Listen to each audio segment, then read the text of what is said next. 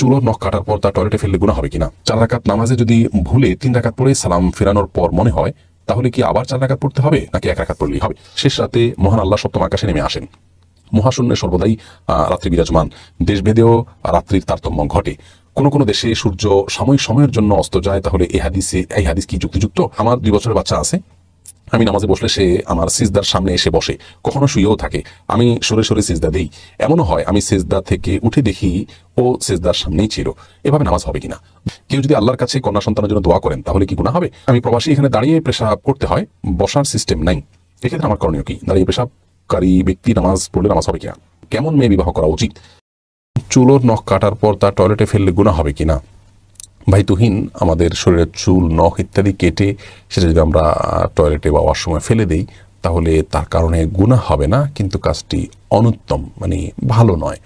একজন মুসলিম তার শরীরের কোনো অঙ্গ প্রত্যঙ্গ, চুল নখ ইত্যাদি এগুলো যদি কাটার প্রয়োজন হয় কেটে তিনি সেটাকে যদি কোনো মাটি ইত্যাদির নিচে পুঁতে রাখতে পারেন সেটা ভালো, উত্তম।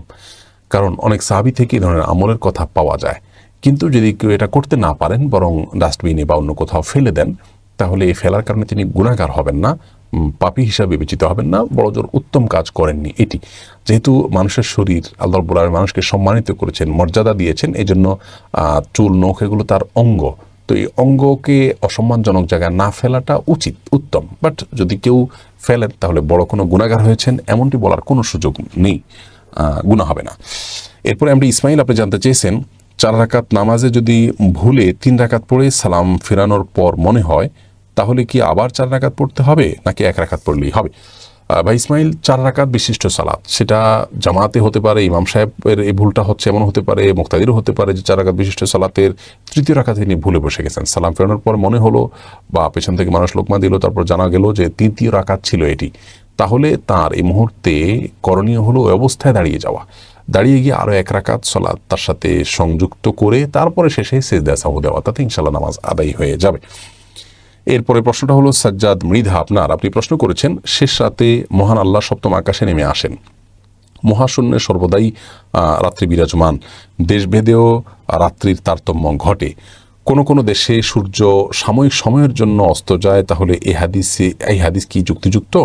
ভাই সাজ্জাদ মৃধা, এ বিষয়ে পূর্ণাঙ্গ একটি ভিডিও আমাদের আছে, আপনি সেটি দেখে নিলে ইনশাআল্লাহ আশা করি পরিষ্কার হয়ে যাবে আপনার কাছে। এখানে সংক্ষেপে বলে রাখছি যে আল্লাহ রাব্বুল আলামিন রাতের শেষ প্রহরে দুনিয়ার আকাশে নেমে আসেন। এই বিষয়টি যেই ভূখণ্ডে যখন ভোর রাত বা রাতের শেষ প্রহর, সেই ভূখণ্ডের মানুষের জন্য প্রযোজ্য। আল্লাহ রাব্বুল আলামিনকে আপনি আমার জায়গায়, আপনার জায়গায় রেখে যদি আপনি কল্পনা করেন তাহলে এটি মেলাতে পারবেন না। আল্লাহ তো স্রষ্টা, আমরা সৃষ্টি, লাইসা কামিথলিহি শাই, আল্লাহ কোরআনে বলেছেন তার অনুরূপ আর কেউ নয়, কারোর সাথে তার কোনো কিছুতে আপনি সাদৃশ্য খুঁজে পাবেন না। অন্য আয়াতে আল্লাহ বলেছেন ওয়ালাম ইয়াকুল্লাহু কুফুয়ান আহাদ, আল্লাহ সমকক্ষ কেউ নয়। যার কারণে আমরা এক জায়গায় একটা সময় থাকলে অন্য জায়গায় আর অনুপস্থিত থাকি। আল্লাহ রাব্বুল আলামিন কোথাও একই সঙ্গে তিনি কোথাও কোনো ব্যক্তির জন্য তিনি প্রথম আকাশে অবস্থান করছেন, কোনো ব্যক্তির জন্য তিনি তার আরশে আজিমে আছেন, এমনটি হতে পারে। অতএব পৃথিবীর যেই ভূখণ্ডে যখন আপনার হবে, ভোর রাত হবে, তাদের জন্য আল্লাহ রাব্বুল আলামিনের আকাশে নেমে আসাটা, দুনিয়ার আকাশে নেমে আসাটা প্রযোজ্য হবে। একই সময়ে অন্য দেশে মানুষের জন্য যখন দিন হবে তাদের জন্য এটি প্রযোজ্য হবে না। এখন আল্লাহ রাব্বুল আলামিন এক সত্তা, তিনি এক জায়গার জন্য মানুষের জন্য এক রকমের প্রযোজ্য হচ্ছেন, আর জায়গার মানুষের জন্য তার সেই অবস্থাটা প্রযোজ্য হচ্ছে না।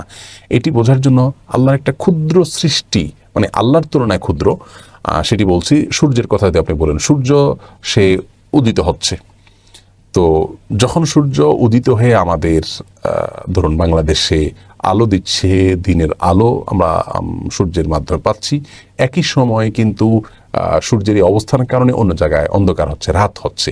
তো আল্লাহ সৃষ্টির জন্য যদি এটি প্রযোজ্য হয় যে একই সঙ্গে সে এক জায়গায় দিন হওয়ার কারণ হয় আর জায়গায় রাত হওয়ার কারণ হয়, তাহলে আল্লাহ তাআলার জন্য এটি অসম্ভব কোনো কিছু নয়। এটি আমাদের সাথে বা আল্লাহ সৃষ্টির সাথে তুলনা করলে বা আমাদেরকে দিয়ে বিবেচনা করলে সেটি কোনোভাবে মেলানো সম্ভব হবে না। সিরাজা মুনির, আপনি জানতে চেয়েছেন, আমার 2 বছরের বাচ্চা আছে, আমি নামাজে বসলে সে আমার সিজদার সামনে এসে বসে, কখনো শুয়েও থাকে, আমি সরে সরে সিজদা দেই, এমনও হয় আমি সিজদা থেকে উঠে দেখি ও ও সেজদার সামনেই ছিল, এভাবে নামাজ হবে কিনা? বোন সিরাজাম্মনিরা, প্রথম কথা হলো যে এভাবে নামাজ হয়ে যাবে। আপনার সেজদার সময় আপনার সামনে ছিল, তাহলে আপনি তাকে সেজদা করেছেন, শিরক হয়ে গেছে, এরকমটি ভাবার কোনো কারণ নেই। কারণ ইন্নামাল আমালু বিন্নিয়াত, আপনি সেজদা তো আল্লাহকে করছেন, আপনার নিয়ত তো সেটি। সকল আমল যেহেতু নিয়তের উপর নির্ভর করে, অতএব আপনার সেজদাটি কোন উদ্দেশ্যে আপনি সেজদা করেছেন তার উপর নির্ভর করবে। আপনি তো সেজদা আল্লাহকে করেছেন, তাকে করেননি। তো কাকতালীয়ভাবে সে সামনে ছিল, জাস্ট এটুকু, আপনি তাকে উদ্দেশ্য নিয়ে করেননি, অতএব নামাজ হয়ে যাবে। আর নামাজের সময় বাচ্চারা ডিস্টার্ব করতে পারে, সেই জায়গা থেকে বাসায় অন্য কোনো লোকজন থাকলে তাদের কাছে বাচ্চাকে রাখা উচিত, যাতে করে তারা বাচ্চাকে ধরে রাখেন এবং বাচ্চা যেন ডিস্টার্ব না করে। কিন্তু এর পরেও বাচ্চারা ডিস্টার্ব করতে পারে। যদি বাচ্চারা ডিস্টার্ব করেন, রাখার কোনো লোক না থাকে, অথবা রাখার লোক থাকার পরও ডিস্টার্ব করলো, নামাজে উঠে পড়লো, তাহলে সেটাকে স্বাভাবিকভাবে নেওয়া উচিত, সবর করা উচিত। এর মধ্যেই নামাজের মধ্যে মনোযোগ ধরে রাখার জন্য কসরত করা উচিত, চেষ্টা করা উচিত। নবী করিম সাল্লাল্লাহু আলাইহি ওয়াসাল্লাম যখন সিজদায় গেছেন, তার নাতি হাসান বা হুসাইন রাদিয়াল্লাহু তাআলা আনহুমা, তারা অনেকেই তার কাঁধের উপরে বা পিঠের উপর উঠে বসতেন। নবী সাল্লাল্লাহু আলাইহি ওয়াসাল্লাম অপেক্ষা করতেন তাদের নামা পর্যন্ত, তারপর সিজদা থেকে উঠতেন। তাহলে বোঝা গেল যে বাচ্চারা নামাজের সময় গায়ে গড়াগড়ি করা, উপরে ওঠা বা সামনে পিছনে হাঁটাহাঁটি করাটা হতে পারে। বাচ্চাদের এই বিষয়টিকে সহনশীলতার সাথে দেখা উচিত। যদিও সাধারণ বড় কোনো মানুষ বা কোনো বালক বা প্রাপ্তবয়স্ক লেভেলের কেউ যদি হয়, তাহলে সেটি গ্রহণযোগ্য নয়। এরপরে প্রশ্নটি করেছেন আসমা আখতার, আপনি জানতে চেয়েছেন কেউ যদি আল্লাহর কাছে কন্যা সন্তানের জন্য দোয়া করেন তাহলে কি গুনাহ হবে? বোন আসমা, আল্লাহর কাছে কন্যা সন্তানের জন্য দোয়া করলে সেটি গুনাহ হবে না। আল্লাহর কাছে কন্যা সন্তান চাওয়া যেতেই পারে, তবে উত্তম হলো আল্লাহর কাছে নেক সন্তান চাওয়া। আম্বিয়া আলাইহিমুসসালাম বা আল্লাহ তাআলা বিভিন্ন নবী রাসূলগণ, তারা আল্লাহ তাআলার কাছে সন্তান চাইতেন, নেক সন্তান। রব্বি হাবলি মিনাস সলিহিন, হে আল্লাহ আমাকে আপনি নেক সন্তান দান করুন। কারণ সন্তান আসলে ছেলে বা মেয়ে হওয়ার চাইতে গুরুত্বপূর্ণ হলো সে নেক কিনা। তারপরেও কারোর হয়তো কয়েকজন ছেলে সন্তান হয়েছে, তিনি এখন একটা মেয়ে সন্তানের আকাঙ্ক্ষা করছেন, সেই জায়গা থেকে তিনি কন্যা সন্তানের কাছে চাইতেই পারেন, কোনো দোষের কিছু নাই। কিন্তু কন্যা সন্তান না হলে তিনি মন খারাপ করলেন, সেটা আবার করা উচিত না। আল্লাহর ফয়সালায় সন্তুষ্ট হওয়া উচিত, কারণ আল্লাহ তাআলা তার জন্য যা নির্বাচন করেছেন, তিনি যা ভেবেছেন তার চাইতে এটা কল্যাণকর হবে। সেই জায়গা থেকে হাহুতাশ করা বা অস্থির হওয়া উচিত নয়। আর ইয়াসিন আরফাত, আপনি প্রশ্ন করেছেন আমি প্রবাসী, এখানে দাঁড়িয়ে পেশাব করতে হয়, বসার সিস্টেম নাই, এক্ষেত্রে আমার করণীয় কি? দাঁড়িয়ে পেশাবকারী ব্যক্তি নামাজ পড়লে নামাজ হবে কিনা? ইয়াসিন আরফাত, দাঁড়িয়ে পেশাবকারী ব্যক্তির নামাজ হয়ে যাবে, তবে সাধারণ এবং সুস্থ অবস্থায় দাঁড়িয়ে পেশাব না করাই উত্তম এবং উচিত। তিরমিজি বর্ণিত একটা হাদিসে আমরা জানতে পারি দাঁড়িয়ে পেশাব করার বিষয়ে আমাদের আয়েশা রাদিয়াল্লাহু আনহা বর্ণনা করেছেন যে নবী সাল্লাল্লাহু আলাইহি সাল্লাম দাঁড়িয়ে পেশাব করতে, এটা কেউ বলে তোমরা বিশ্বাস করবে না। তবে বুখারীতে একটা হাদিস থেকে আমরা জানতে পারি নবী সাল্লাল্লাহু আলাইহি সাল্লাম একবার কোনো একটা জায়গায় যেখানে পরিবেশটা এমন ছিল যে বসার মতো কোনো অবস্থা ছিল না, ময়লা ইত্যাদি ছিল, সেখানে তিনি দাঁড়িয়ে পেশাব করেছেন। তো এই হাদিসে তো কারণই বলা আছে যে সেখানে বিশেষ কারণে তিনি দাঁড়িয়ে পেশাব করেছেন, বিধায় বিশেষ কোনো কারণে যদি কেউ দাঁড়িয়ে পেশাব করেন তাতে কোনো অসুবিধা নেই। আর যদি বিশেষ কারণ না থাকে তাহলে বসে পেশাব করা উচিত এবং উত্তম, ভালো। কিন্তু বসে যদি পেশাব না করে কেউ নিয়মিত দাঁড়িয়ে পেশাব করেন, তাহলে তিনি কোনো বড় গুনাহ করছেন এমন নয়, এবং এর কারণে নামাজ হবে না বিষয়টি সেরকমও নয়। যদিও সৌদি আরবের ওলামা ইকরামের মধ্যে থেকে বিন বাজ, ইবনে উসাইমিন রাহিমাহুল্লাহ সহ অনেক ওলামা ইকরামের মত এক্ষেত্রে ভিন্ন। তারা সে সমস্ত ওলামা ইকরাম এবং স্কলারগণের মত হলো যে দাঁড়িয়েও কেউ বিনা কারণেও পেশাব করতে পারে। তারা ওই যে নবী সাল্লাল্লাহু আলাইহি ওয়াসাল্লাম একবার দাঁড়িয়ে পেশাব করেছেন বলে যে একটা হাদিস যে পাওয়া যায় বুখারীতে, সেই হাদিসটিকে তারা ব্যাপকভাবে নিয়ে থাকেন এবং তার উপর ভিত্তি করে তারা বলেন যে এটা যেতে পারে। অবশ্য বসে করা সর্বাবস্থা উত্তম, কারণ হলো আপনি দাঁড়িয়ে যখন পেশাব করবেন তার ছিটে ফোঁটা আশেপাশে এবং শরীরে লাগার সম্ভাবনা অনেক বেশি থাকে, বসে করলে যেটি থাকে না।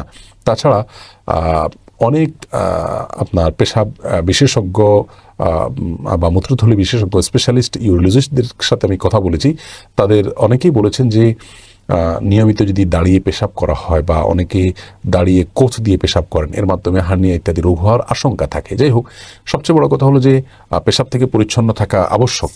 কবরের আযাবের অন্যতম একটা কারণ হলো পেশাব থেকে পরিচ্ছন্ন ভালো করে না হওয়া। অতএব দাঁড়িয়ে পেশাব করতে গেলে ছিটাফোঁটা গায়ে, পোশাকে, আশেপাশে লেগে যেতে পারে, সেই জায়গা থেকে যথাসময় বসে পেশাব করাটা উত্তম। কিন্তু এটাকে এত বড় করে দেখার বিষয় নাই যে বসে পেশাব না করলে সে বড় কোনো গুনাহ করে ফেলল। আমাদের দেশে দেখা যায় যে অনেক সময় কেউ দাঁড়িয়ে পেশাব করে তাকে অনেক বড় দোষ হিসেবে দেখা হয়, যেটা উচিত বা সঠিক নয়। এমডি মানসুর আলী, আপনি জানতে চেয়েছেন কেমন মেয়ে বিবাহ করা উচিত?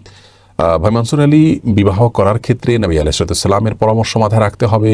তিনি বলেছেন ফাজফার বিজাতিদ দ্বীন। নানা মানুষ নানা দিক দেখে মেয়েদেরকে বিবাহ করে, তবে তুমি দিনদারিতা দেখে, তাকওয়া দেখে, আল্লাহ ভীতি দেখে, আল্লাহর আদেশ নিষেধের প্রতি শ্রদ্ধা এবং মান্য করার মানসিকতা, এটা দেখে তুমি তোমার জীবনসঙ্গী নির্বাচন করবে। অতএব আপনি পাত্রী দেখার ক্ষেত্রে প্রথমত দেখবেন তিনি নামাজ পড়েন কিনা, তা হালাল হারাম বাজ বিচার করে চলেন কিনা, আল্লাহর ভয় অন্তরে জাগ্রত রাখেন কিনা, আল্লাহ এবং তার রাসূল সাল্লাল্লাহু আলাইহি সাল্লামের আদেশ নিষেধের সামনে নিজেকে সারেন্ডার করে দেন কিনা, এটা হলো প্রথম দেখার বিষয়। সেই সাথে তার সৌন্দর্য, বংশ, অন্যান্য দিকগুলো আপনি দেখতেই পারেন বা দেখা উচিত হতে পারে, কিন্তু মূল বিষয়টা হলো দিনদারি। সেই সাথে অল্পে তুষ্ট থাকা, যদিও এটা দিনদারির অংশ, কিন্তু আলাদা করে এটা বলতে হচ্ছে, কারণ মেয়েদের অন্যতম গুরুত্বপূর্ণ বৈশিষ্ট্য হলো অল্পে তুষ্ট থাকা। ছেলেদের জন্য এটা প্রশংসনীয় গুণ, কিন্তু জীবনসঙ্গিনী হিসাবে মেয়েদের এই গুণটা অনেক বেশি অপরিহার্য হয়ে থাকে। সবরের গুণ কি পরিমাণ আছে না আছে, সেই দিকগুলো আপনাকে নির্বাচন করতে হবে।